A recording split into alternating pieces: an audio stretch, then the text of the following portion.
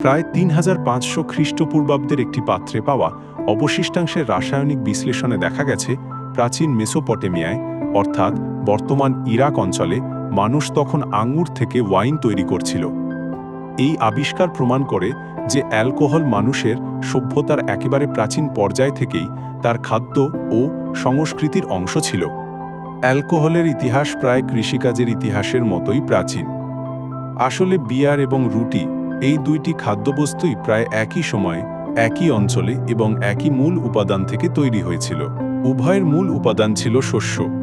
আমরা খুব কমই জানি মানুষ কিভাবে প্রথম গাজন প্রক্রিয়া নিয়ন্ত্রণ করতে শিখেছিল, কিভাবে বিভিন্ন উপাদান মিশিয়ে অ্যালকোহল পানীয় তৈরি করেছিল, অথবা কিভাবে সেই অ্যালকোহল পানীয়গুলোকে টক হওয়া থেকে বাঁচিয়ে সংরক্ষণ ও দূরে দূরে পাঠানো শিখেছিল।